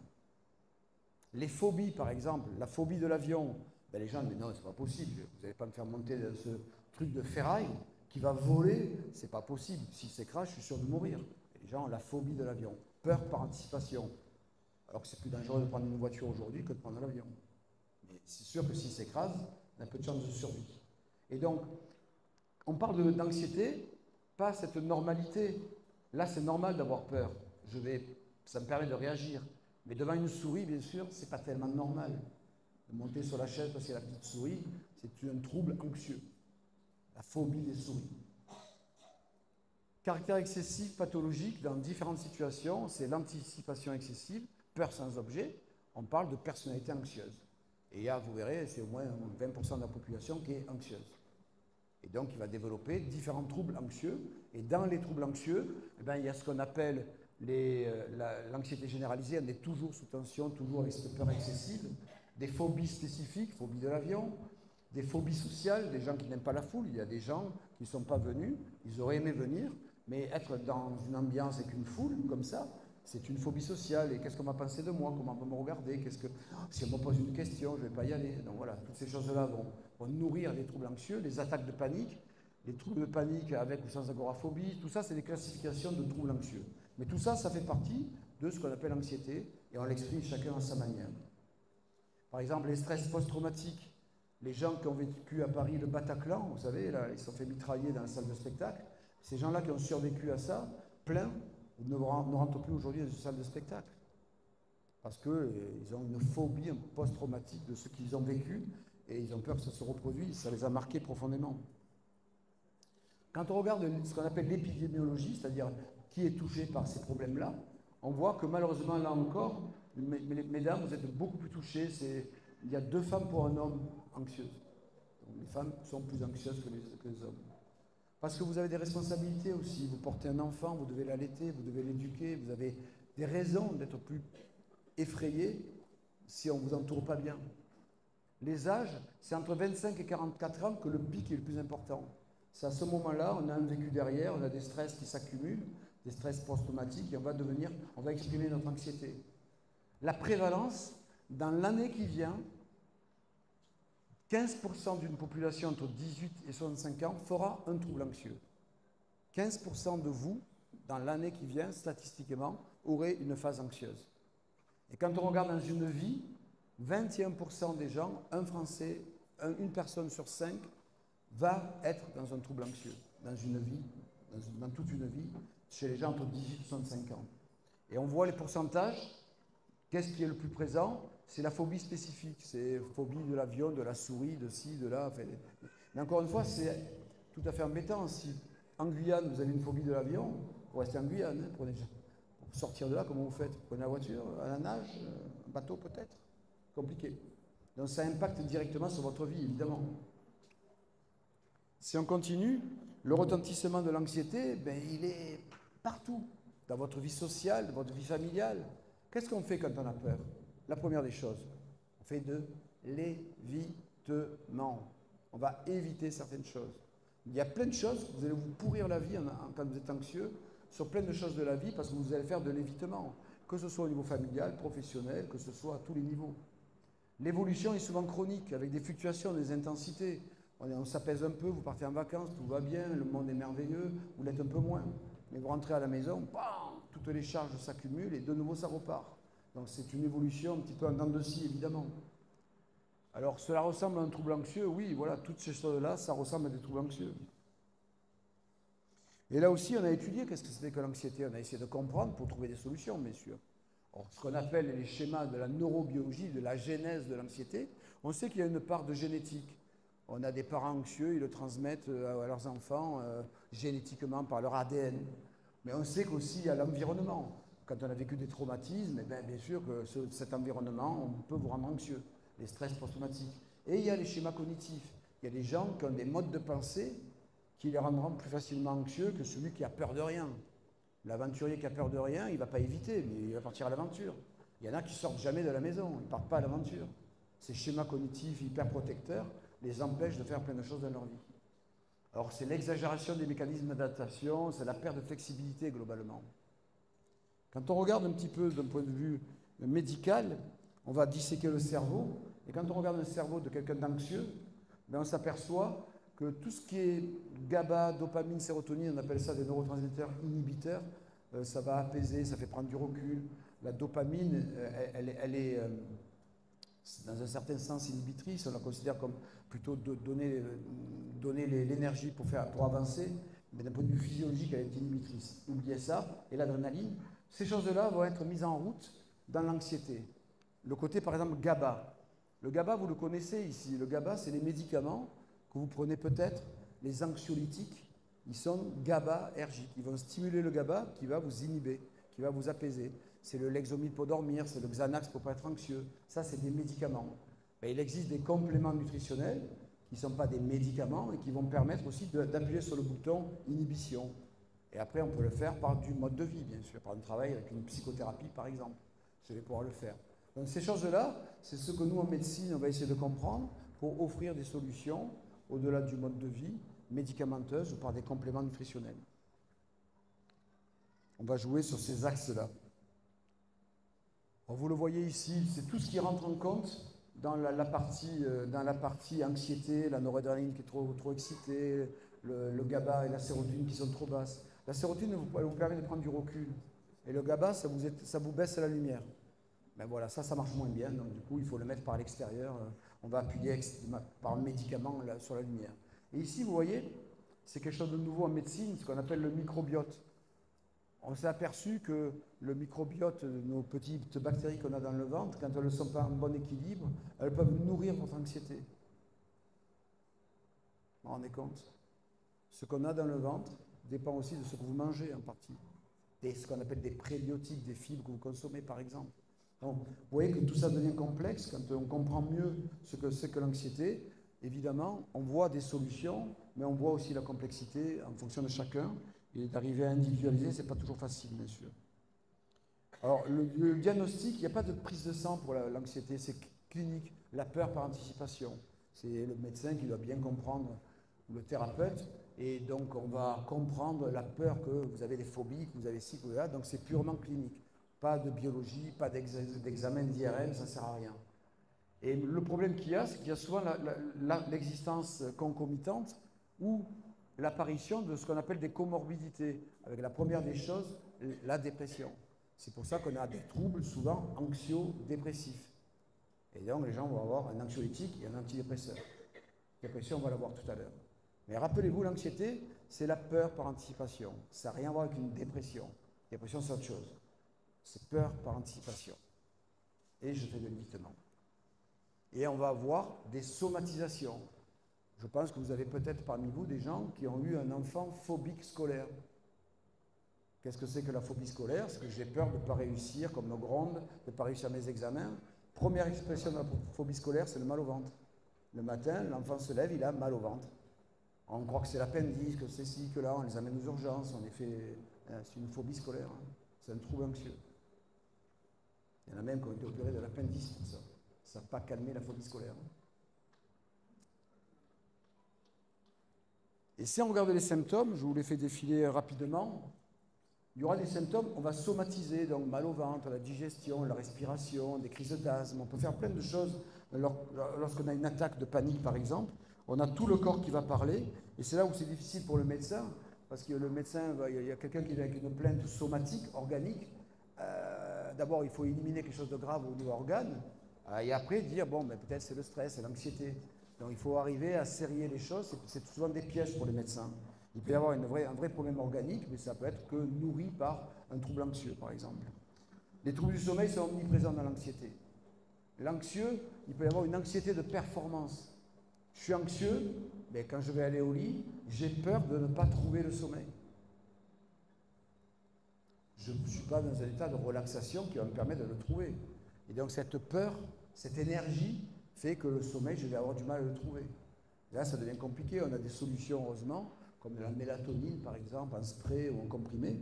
Mais voilà, il y a des choses comme ça, ou des somnifères quand il faut, quand c'est trop grave, parce qu'il faut quand même dormir. Je vous dis, c'est fondamental. Il peut y avoir des problèmes comportementaux, des inhibitions anxieuses, l'évitement, la vérification. Les gens qui vont vérifier 50 fois si la voiture est fermée ou si la porte de la maison est fermée. Moi, je vérifie une fois, ça me suffit. Hein. Il y en a qui vont vérifier 10 fois, 15 fois, et pourquoi pas 20. Ouais. Des impulsions, des compulsions. Un anxieux est plus sujet à des compulsions alimentaires. Dans un but de quoi? D'apaisement, bien sûr. Devant une anxiété, je vais essayer de calmer cette douleur. C'est une douleur, l'anxiété. Donc qu'est-ce que je vais faire? Il y en a qui vont fumer un peu plus, qui vont tirer sur la cigarette. Il y en a qui vont picoler un peu plus. Il y en a qui vont manger un peu plus. C'est l'effet doudou, là. On appelle ça de l'oralité là, en psychanalyse. Et on va se faire un petit doudou. Ça marche, sur le moment, ça apaise. Mais derrière, si on a trop bu, on n'est pas bien. Si on a trop mangé, on a honte. Et donc ça entraîne des comportements quand même tout à fait embêtants en termes d'équipe de vie. Cette anxiété, donc, il faut la prendre en charge. Il peut y avoir donc des problèmes d'émotion, la colère, la nostalgie, la tristesse, le regret, l'accès de pleurs, l'irritabilité. On peut avoir des expressions surdimensionnées dans ces émotions-là quand on est anxieux. Une extrême irritabilité, parce qu'on a peur. Et il peut y avoir des problèmes psychologiques, une asthénie de l'attention, de la mémoire, de toute l'attention. Oui. Donc vous voyez un petit peu que ça vous tue, ça nous mine, et qu'il faut le prendre en charge, il faut le repérer, il ne faut pas avoir honte. Devant un trouble anxieux, il y a des choses que l'on peut faire. Il faut l'exprimer avec, tu disais tout à l'heure, les thérapeutes, les pharmaciens, les médecins, les psychologues. Il ne faut pas avoir peur. Ce n'est pas une maladie honteuse. L'anxiété, c'est presque une maladie de civilisation aujourd'hui. Notre civilisation nous rend anxieux. Vous disiez la télévision, on égrène là l'ouragan en Jamaïque, et voilà, ces choses-là, évidemment que c'est terrible. Mais on nous met une pression environnementale d'information qui quelqu'un de non anxieux devient anxieux. Donc c'est tout le monde qui peut le faire, ce trouble anxieux. Pareil, le mode de vie est fondamental. Mieux vous dormirez, plus vous ferez du sport dans la nature, plus vous allez avoir une alimentation saine ou quoi, vous mettez des choses positives pour moins être anxieux. Ça fait partie de vos équilibres de vie qui sont importants. Encore une fois, n'ayez pas peur des prises en charge. Faire une psychothérapie, ça peut aider. Les thérapies comportementales et cognitives, ce qu'on appelle les TCC, c'est ce qui marche le mieux pour traiter l'anxiété dans toutes les prises en charge psychologiques. Il ne faut pas avoir peur, c'est des thérapies très courtes, 7-8 séances, et on va là où ça fait mal, mais ça fait du bien à la fin. Et après, il y a des solutions médicamenteuses, et avec donc des solutions aussi, bien sûr, dans les compléments nutritionnels. Quand vous avez des petites anxiétés légères à modérées, on a des échelles pour évaluer ça. Quand vous avez des petites anxiétés légères à modérées, ce n'est pas la place du médicament qui vous assomme. C'est la place éventuellement d'un complément nutritionnel. Pas le bazooka qui vous assomme. Pareil pour la dépression, vous verrez. On continue. Et on va aborder le dernier truc avant la vitalité, le coup de déprime. Il ne faut pas confondre la déprime et la dépression. Tous, nous avons eu des petits coups de déprime. C'est des petits coups un peu... On a la vague à l'âme, on n'est pas très très bien. Mesdames, quand vous accouchez, vous avez le baby blues. Vous pouvez avoir le baby blues. La grossesse vous rend un petit peu cool, euphorique. Quand vous accouchez, la délivrance, c'est pas toujours une délivrance. Il y en a qui étaient bien enceintes. Et du coup, le baby blues, cette déprime, n'est pas la maladie dépression dont on va parler. La dépression, on peut la faire en postpartum. Il y a une dépression postpartum. Mais là, c'est quelque chose qui va durer dans le temps. Vous allez voir, la notion de temps, de déprime est importante. Être un jour déprimé, le lendemain heureux, ce n'est pas une dépression, ça. La dépression, c'est tous les jours que ça vous plante. C'est tous les jours que ça vous rend triste. C'est tous les jours que vous avez envie de rien. Et donc, ce n'est pas tout à fait la même chose. La déprime est quotidienne, quelque part. Il y a plein de raisons d'être déprimé dans la vie. Par une mauvaise nouvelle, un décès d'un proche, mais on s'en remet. On a la capacité de ce qu'on appelle la résilience. Une dépression, c'est autre chose. On a la tête sous l'eau et on garde la tête sous l'eau. Là, les chiffres aussi sont embêtants. Eh bien, il y a plus le double de femmes que d'hommes qui font une dépression dans leur vie, la prévalence. Il y a 10% dans l'année qui vient, 10% de la population française va faire une dépression vraie. Il y a différents types de dépression. C'est 6 millions de personnes feront une dépression, un peu plus. Et dans une vie entière, 15 à 20% des Français, de l'humanité occidentale, on va dire, fera à un moment donné de sa vie une dépression. Une seule fois peut-être, plus des fois. Une vraie dépression. Et donc, c'est la deuxième cause d'invalidité après les maladies cardiovasculaires, la dépression d'après l'OMS dans le monde. Vous voyez, c'est quelque chose de très lourd en termes sociétals. Ça va bien sûr jouer sur l'entourage. Quelqu'un de dépressif, c'est pas rigolo pour l'entourage. T'as vu, il fait beau? Ouais, bof. Il va pleuvoir. Ouais, c'est le côté négatif des choses. Et donc, un peu ça va, mais des fois, c'est pas rigolo de vivre avec un dépressif.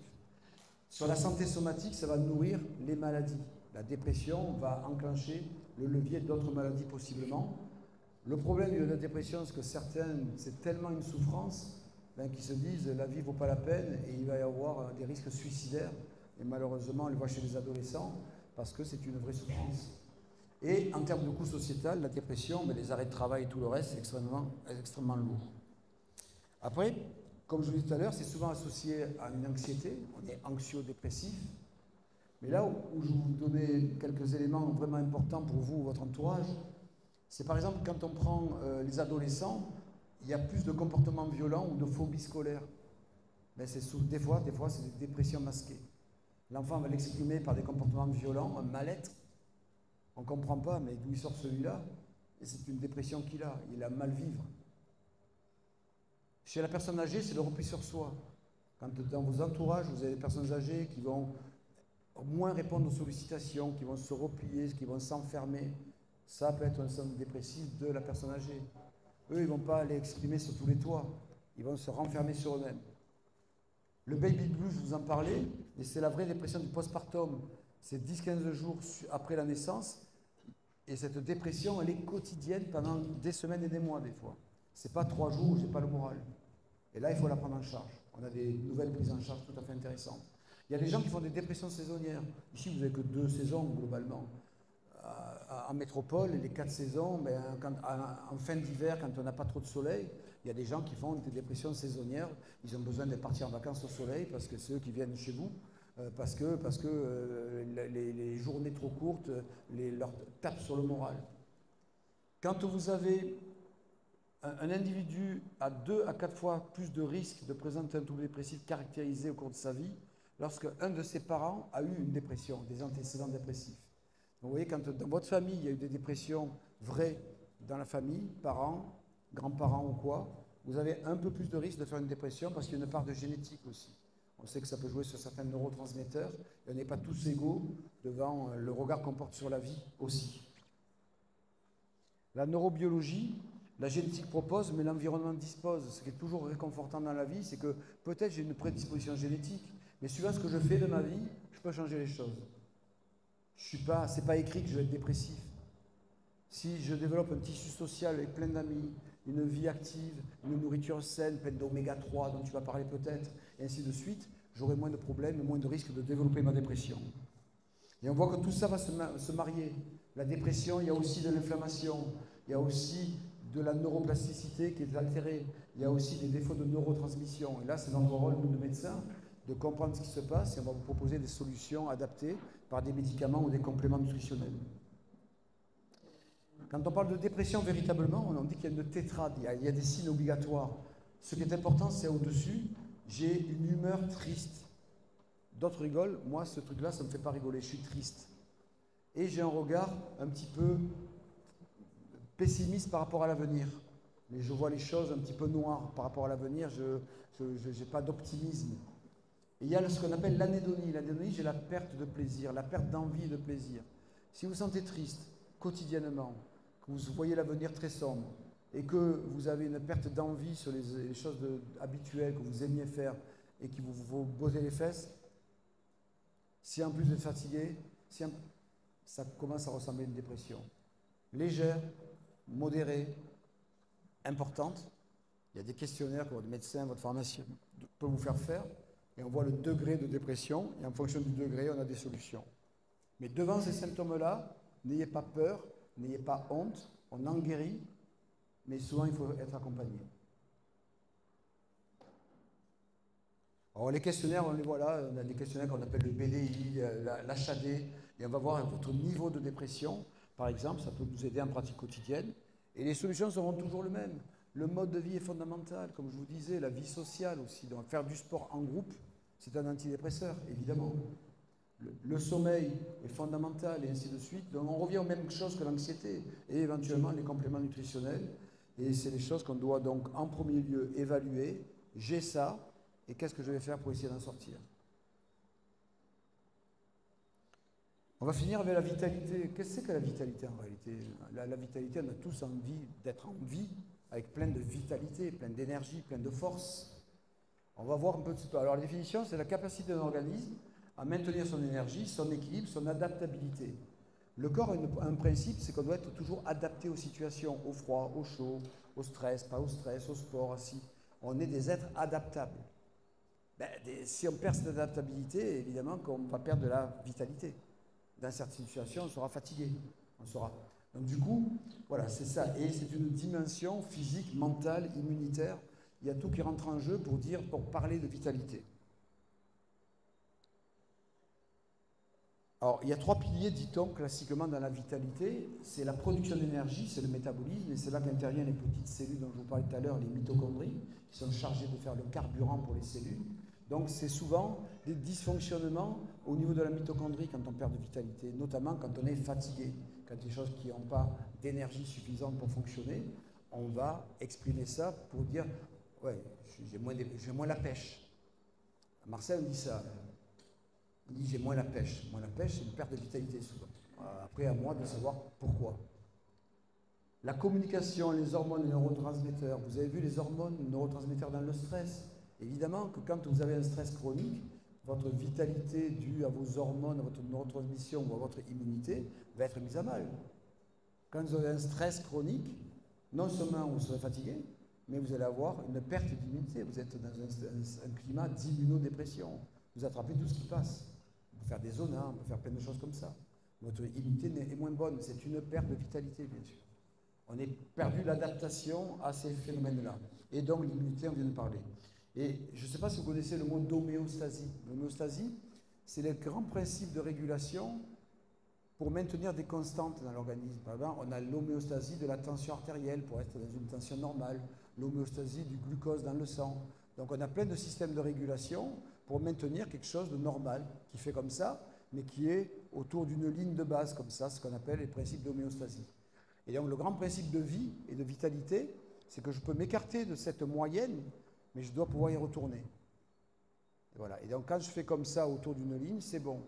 Quand je m'écarte de la ligne et que je reste loin de la ligne, c'est là que ça ne va plus. Et la perte de vitalité, c'est ça. C'est la perte de l'homéostasie. C'est la perte de cette régulation. Parce que mes hormones, parce que mes neurotransmetteurs, parce que mon système immunitaire commence à moins bien fonctionner. Et parce que mon énergie n'est pas suffisamment produite. Alors, cette mitochondrie, aujourd'hui, comme je vous disais, on parle de maladies mitochondriales. Les Covid longs sont en partie des maladies mitochondriales. Il y a plein de maladies touchées pour différentes raisons. Et du coup, l'énergie nécessaire aux organes ou aux tissus sera moins produite. Et du coup, des dysfonctions et du coup, des symptômes peuvent arriver. Donc, c'est l'avènement de la maladie mitochondriale. Mais nous, ce qu'on sait aujourd'hui, c'est qu'on peut en prendre soin de ces mitochondries. On sait comment elles sont fabriquées, on sait quels sont les points faibles de la mitochondrie, Et donc, on peut essayer d'accompagner et de retrouver une vitalité quand on va bichonner un petit peu, quand on va entretenir nos petites mitochondries.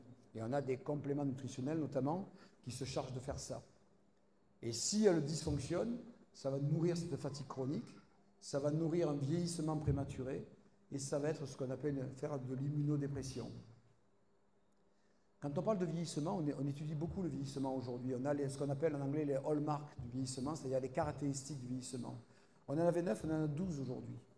Dans une des 12 caractéristiques du mal vieillir, c'est la mitochondrie qui ne fonctionne pas bien. On a vraiment intérêt à s'en occuper, bien sûr. Alors, on a 1000 à 3000 mitochondries par cellule. Ça représente 10% du poids du corps, par exemple. Et la mitochondrie a une belle histoire. La mitochondrie, ça serait une bactérie en réalité. Voilà, cette forme-là, elle ressemble aux bactéries. Et il y a des millions d'années, quand l'être humain était ce qu'on appelle simplement un eucaryote, c'est-à-dire ce genre de cellule-là, cette cellule ne savait pas utiliser l'oxygène. Elle vivait, on appelle ça en anaérobie. Elle vivait sans oxygène. Et un jour, une histoire d'amour est arrivée. Elle a rencontré une mitochondrie qui était une bactérie. Elle a fait rentrer cette bactérie dans son corps, dans la cellule. Ils se sont beaucoup aimés. Ils ont eu beaucoup d'enfants, plein de petites mitochondries. Et la cellule qui ne savait pas utiliser l'oxygène s'est mise à pouvoir utiliser l'oxygène. Ben, si on est là aujourd'hui, si on est aussi développé, c'est qu'on est capable d'utiliser l'oxygène. Le problème de l'oxygène, ça peut rouiller. Ça fait ce qu'on appelle des radicaux libres. Et donc, on sait aujourd'hui que la maladie mitochondriale, c'est une maladie notamment de l'oxydation des mitochondries. C'est retourné contre nous un petit peu. Et l'oxygène, qui était une folle histoire d'amour, est devenu un petit peu difficile quand c'est mal maîtrisé. Et donc, ça donne le monsieur très fatigué parce que les équilibres endocriniens vont être sujets à dysfonction, comme le cortisol, l'hormone de croissance, la mélatonine. Tout ça, cette mitochondrie va jouer, impacter aussi, et donc faire perdre de la vitalité et déséquilibrer le système endocrinien, le système hormonal. Le cerveau, par la sérotonine et les neurotransmetteurs, vont être aussi mis à mal. Et donc, du coup, la perte de vitalité va se nourrir aussi de ces dysfonctions. Vous voyez que la perte de vitalité, ben, vous l'avez aussi, si vous avez compris, par le stress chronique, c'est l'anxiété, la charge mentale, parce qu'on touche la neurotransmission, on touche les hormones, on touche tout ça. Donc, avoir moins de forme, avoir perdu de la vitalité et la retrouver, cette vitalité, c'est s'intéresser à ces choses-là. C'est s'intéresser à ce qui me l'a fait perdre. Mon stress, mon anxiété, ma charge mentale, ma dépression, mon inactivité, mon mode de vie qui n'est pas bon. Et c'est comme ça que je vais pouvoir œuvrer. Donc ça, bon, limité, on va passer, je voulais raconter tout ça. Ce qui influence, bien sûr, il y a la nutrition, l'exercice physique, le sommeil, le stress chronique. La vitalité est très sensible à ces choses-là. Donc je peux l'abîmer, mais je peux l'améliorer par ces portes-là aussi. Alors, que faire? Bien sûr, les applications pratiques, c'est ce que va introduire après Cassandre, c'est cette hygiène de vie. Il y a des choses sur lesquelles vous ne pouvez pas jouer. Votre génétique, vous l'avez, vous la portez. On vous a distribué ces cartes-là à la naissance. À part de faire du génie génétique, vous ne modifierez pas ces cartes-là. Ce que vous pouvez modifier, c'est devenir un bon joueur de cartes si on vous a donné des mauvaises cartes. Et bon joueur de cartes, c'est jouer sur votre mode de vie. C'est tout ce que vous pouvez faire. Mais ça, c'est de notre responsabilité. On devient acteur de sa santé. Le ministère de la Santé aujourd'hui veut qu'on devienne tous acteurs de la santé parce qu'on sera moins malade, évidemment. Et les compléments nutritionnels vont nous aider là aussi à trouver une nouvelle vitalité, notamment en essayant d'améliorer la mitochondrie. En conclusion, la vitalité, ça résulte donc mitochondrie, hormones, tout ça se mêle. C'est une approche globale. Et ce qu'on a vu précédemment nourrit la perte de cette vitalité. Et donc, nous, on va œuvrer pour essayer de la retrouver. J'aime bien ce petit truc toujours, vous savez. Dans la vie, il ne faut pas se tromper de chemin. Hein. Si vous faites les mauvais choix, on est à un carrefour. Vous avez des choix, vous pouvez toujours choisir. Et ce carrefour, soit vous allez vers le cabinet médical, on peut vous aider peut-être. Soit vous allez voir votre pharmacien, il vous aidera certainement. Ou soit peut-être, malheureusement, vous avez décidé de prendre le mauvais chemin, d'aller vers le cimetière. C'est une image, mais j'aime bien cette photo pour illustrer que nous avons le choix. On a le choix aussi, sans passer par le médecin, le pharmacien, d'être conscient de ce que l'on doit faire et on va œuvrer pour changer les choses. Mais vous avez le choix et vous devez prendre le bon chemin. Et ça, c'est de votre responsabilité. Je vous remercie beaucoup pour votre attention et pour votre écoute, parce que je vous ai vus tous avec des grands yeux et des grandes oreilles ouvertes, et je vous en remercie.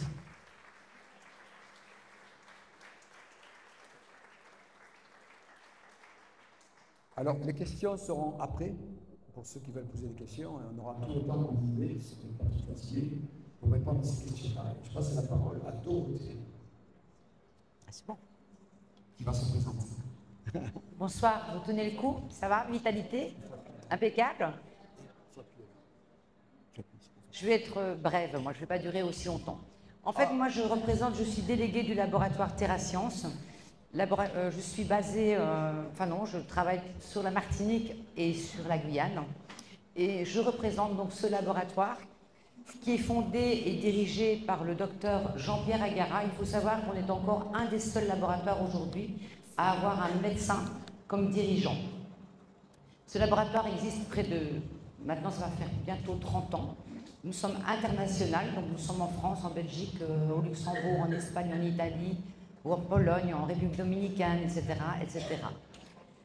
On a vraiment une vision scientifique et médicale. On est accompagné d'un comité scientifique qui garantit vraiment la qualité des produits, et pas que, et la pertinence d'une gamme. On se consacre surtout à la recherche et au développement des solutions nutritionnelles, je ne fais que lire, scientifiquement validées. Son approche repose sur une expertise médicale rigoureuse, une sélection exigeante des matières premières et une orientation résolument centrée sur les résultats patients. Ça, c'est vraiment ce que le docteur Agara veut, c'est le résultat patient, c'est ce qu'il vise.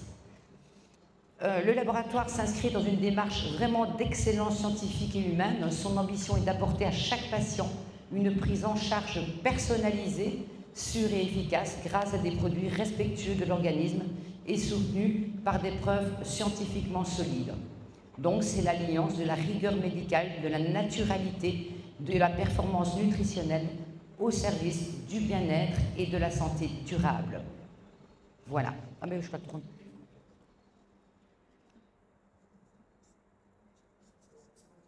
Ah, pardon.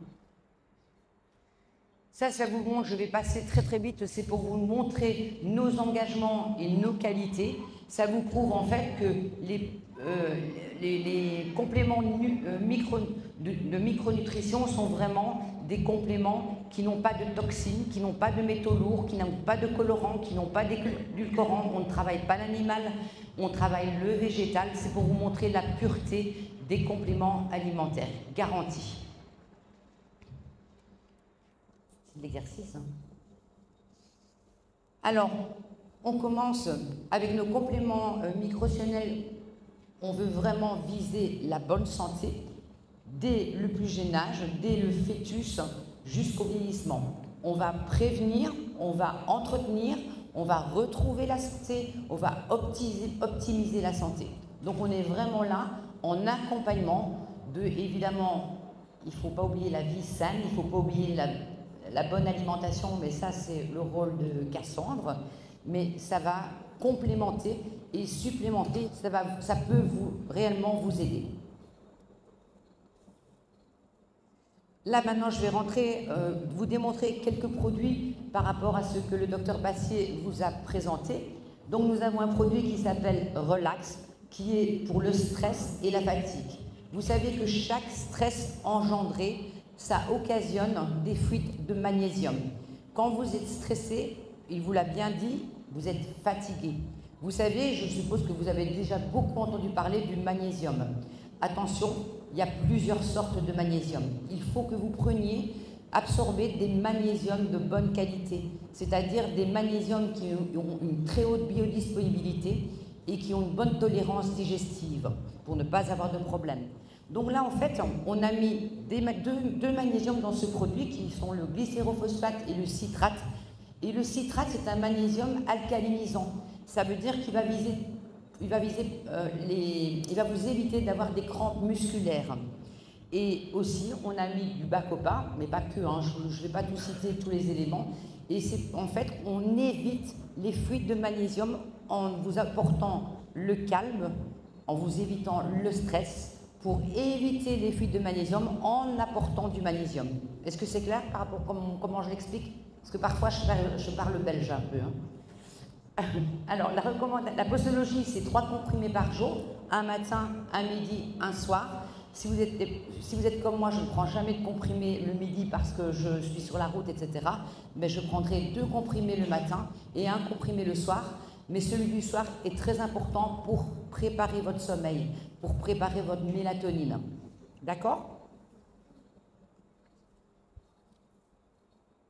Ensuite, on a le spray Relax Flash. Le spray Relax Flash, le docteur Bassier vous avez parlé tout à l'heure de stress aigu, stress momentané. Ça veut dire que vous devez prendre, par exemple, ce soir, la prise de parole en public. Vous êtes quelqu'un de stressé, et bien tout au long de la journée, vous allez faire 2 pulvérisations matin, 2 pulvérisations midi et 2 pulvérisations le soir. Un autre cas, vous devez prendre l'avion. Vous êtes stressé de prendre l'avion. Pour éviter de prendre des anxiolytiques, vous savez que bon, ce sont des médicaments qui créent des dépendances et des accoutumances, ce n'est pas toujours des bons médicaments, et bien vous faites 6 pulvérisations en salle d'embarquement et vous allez prendre l'avion très sereinement. Donc c'est vraiment pour l'adrénaline du moment en fait. Ça a une action immédiate. C'est en fait le spray Relax Flash, comme dirait notre formatrice, il faut toujours avoir ça dans notre sac à main aujourd'hui par rapport au stress qu'on vit tout le temps. Tout à l'heure, le docteur Bassier vous a parlé de la charge mentale. Aujourd'hui, c'est vraiment un gros sujet, la charge mentale. La charge mentale, ça peut être la femme, essentiellement, puisque nous avons des tas de métiers, mais ça peut être aussi le chef d'entreprise, ça peut être l'étudiant qui a une charge mentale à un moment donné. Et donc là, nous avons sorti un produit qui s'appelle le jeune neurone, avec un brevet qui s'appelle la dynamite. Et cette dynamite, ce brevet, a été fait par des feuilles de manguier, en fait. Bon, je ne vais pas rentrer dans le détail. Et quand vous prenez ce juron, vous sentez vraiment que votre mémoire s'améliore. Vous sentez, en fait, ça augmente les performances intellectuelles, mais surtout, vous avez une meilleure concentration, une meilleure prise de décision. Parce que quand vous avez une charge mentale, vous avez tellement de choses à faire que vous vous dispersez. Et là, en fait, le juron va vraiment vous recibler pour essayer de faire chaque chose en son temps. Et ça agit dès le 5e jour.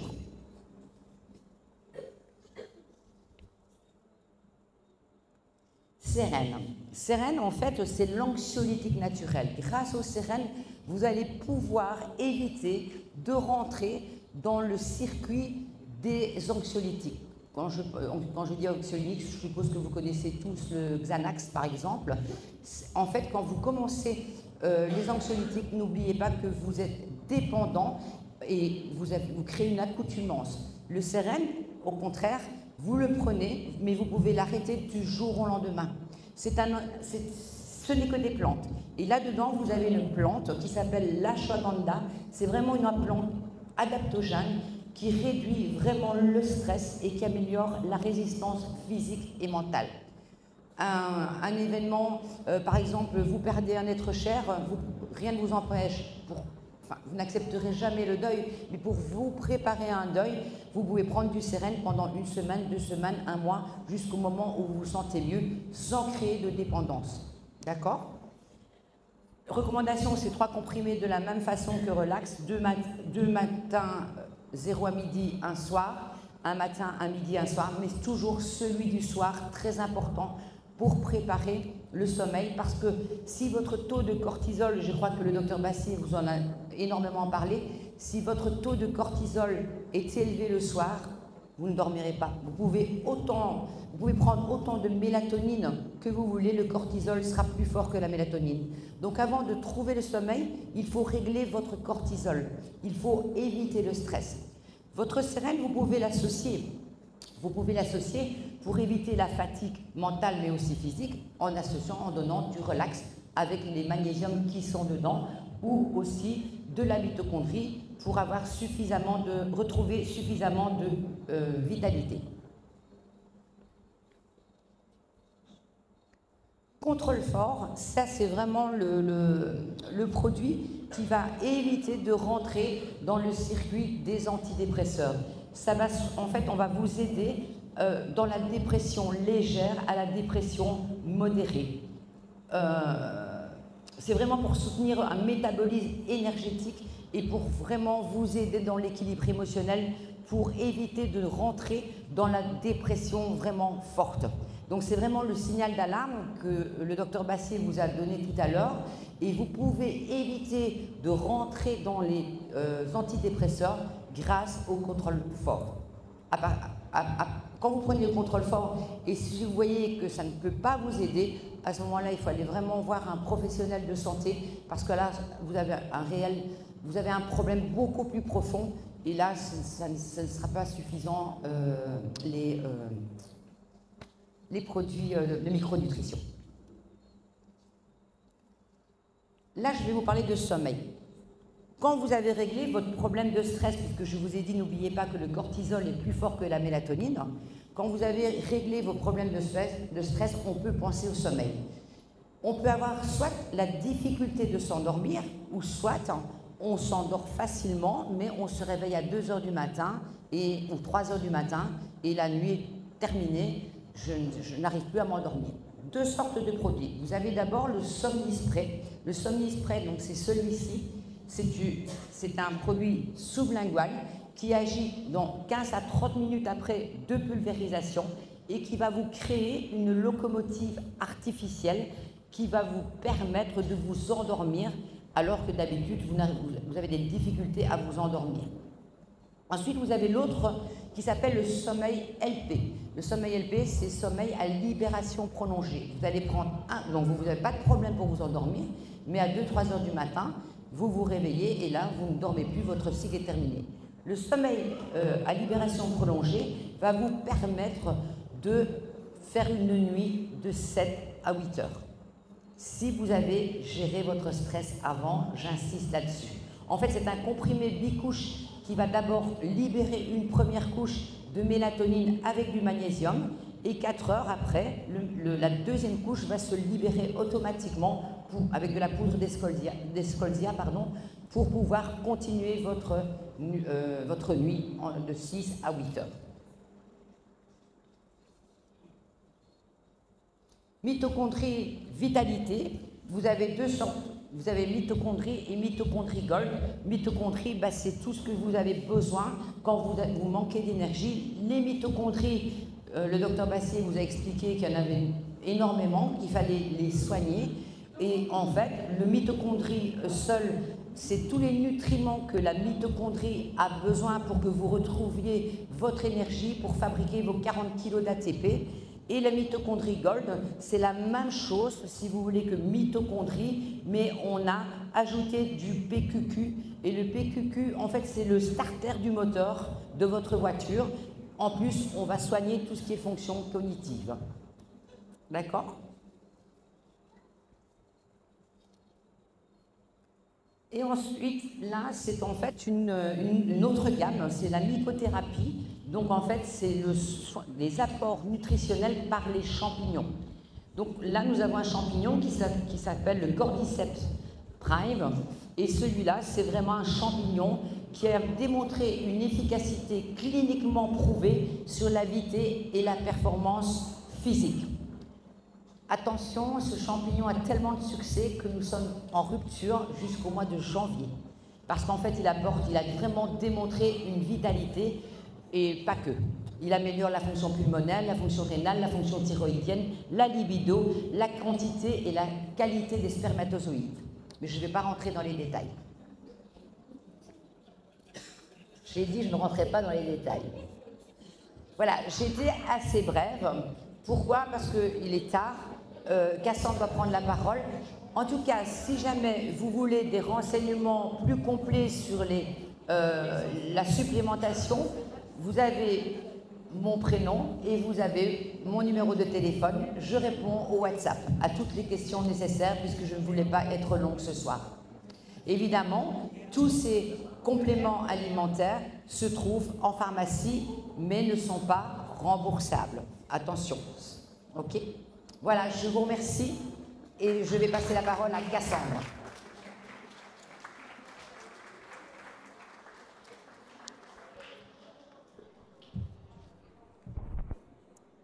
Rebonsoir. C'est vrai que je ne m'étais pas présentée tout à l'heure, donc je suis Cassandre Bergeau, physionutritionniste. Et ensemble, on va voir comment la physionutrition, qui est une spécialité qui relie la nutrition, la biologie et la micronutrition au bon fonctionnement du corps, peut vous aider au niveau du stress.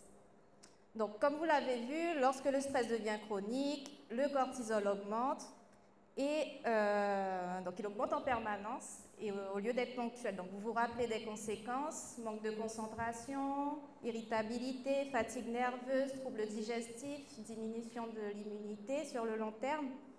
Eh bien, c'est là que la physionutrition prend tout son sens. Elle ne vise pas seulement à soulager les symptômes, mais à rééquilibrer les mécanismes sous-jacents.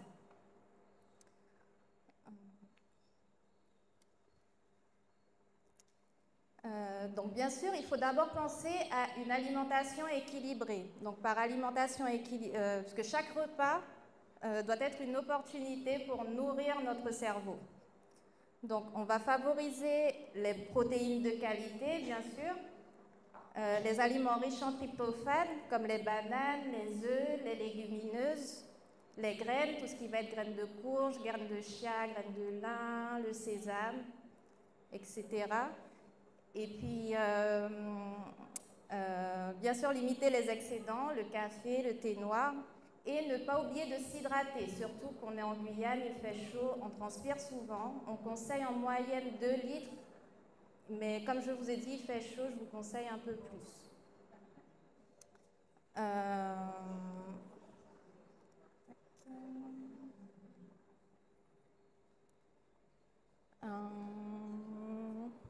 Oui.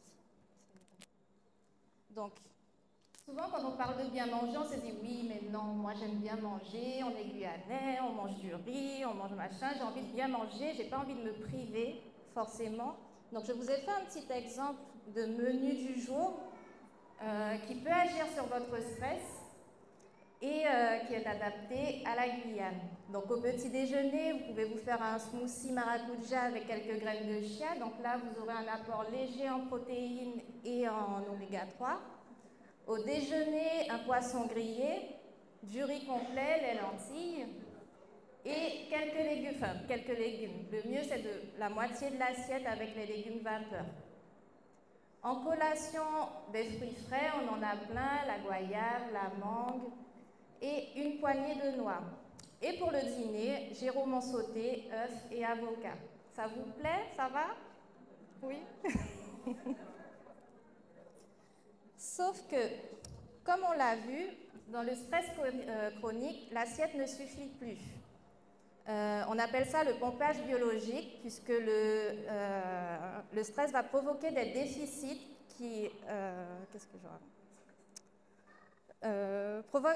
ce pompage biologique va provoquer des déficits qui aggravent le cercle vicieux du stress et de la fatigue. Autrement dit, le stress épuise nos réserves et nos carences entretiennent le stress. Donc, dans ce cas-là, la supplémentation est recommandée. Donc, comme on l'a vu avec Dorothée, le magnésium, le zinc, les vitamines du groupe B, en particulier la B6, la B9, la B12 et les oméga 3.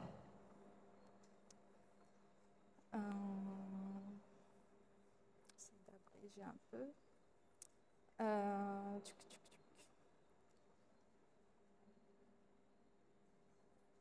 Donc après, oui, comme vous l'avez vu, il y a pas mal de compléments alimentaires. Ça ne sert à rien de se surcharger. Et l'objectif va être de personnaliser selon le profil biologique de chacun, le mode de vie et les déséquilibres de chacun.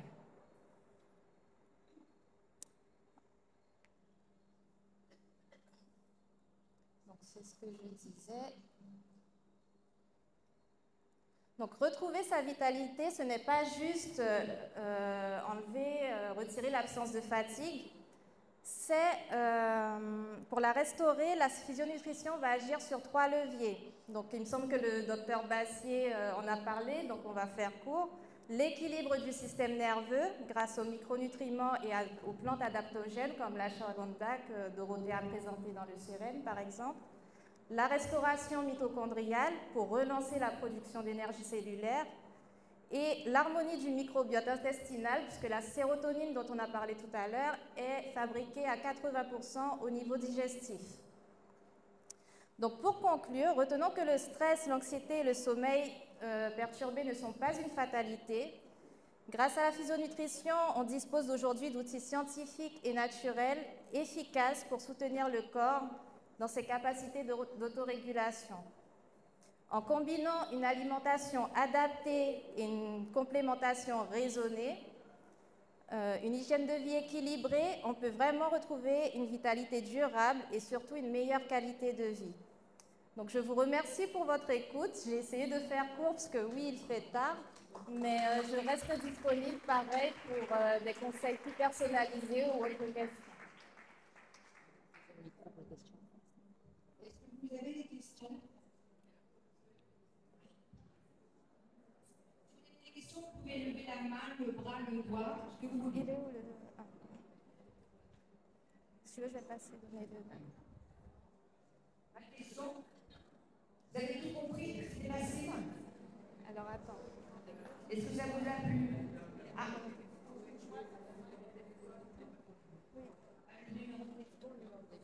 Ah, c'est vrai que sur le coup, j'ai pas...